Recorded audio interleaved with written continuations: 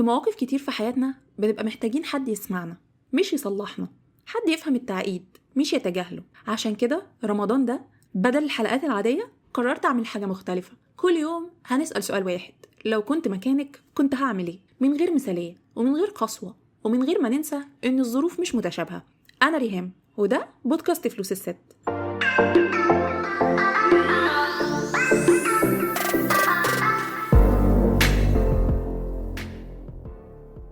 أهلا بيكي في فلوس الست، بودكاست لكل بنت وست مصرية عايزة تمسك زمام فلوسها حتى لو دخلها على قده.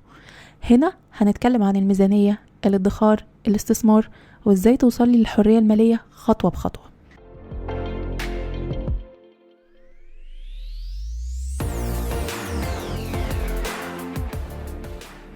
كل الأسماء والتفاصيل في الحلقات دي تم تغييرها بالكامل حفاظاً على الخصوصية، والمواقف المطروحة بتمثل تجارب شائعة لأسئلة متكررة وصلت لنا، مش أشخاص بعينهم. مريم عندها 27 سنة، شغالة بقالها حوالي 4 سنين، مش قاعدة في البيت ومش متأخرة دراسيا، لكن طول الوقت حاسة إنها أقل من اللي حواليها. صاحباتها واحدة سافرت، واحدة اتخطبت، واحدة بقى معاها عربية، وهي لسه في نفس الشغل بنفس المرتب تقريبا. مريم مش بتشتكي، بس السؤال اللي جواها بيوجع: هو أنا ما عملتش حاجة أصلا؟ ولا أنا ماشية بس ببطء؟ المشكلة هنا مش مشكلة الشغل ولا السن ولا حتى المقارنة. المشكلة إن مريم رابطة قيمتها بسرعة تقدمها مش بعمق اللي اتعلمته.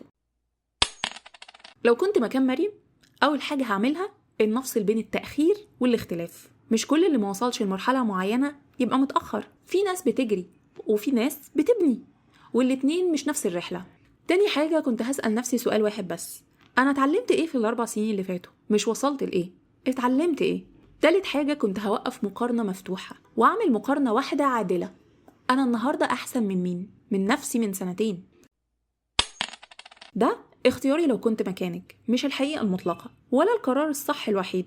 انتي أدرى بظروفك، بس أوقات أهدى قرار بناخده إننا نصدق إن البنى البطيء برضه بنى.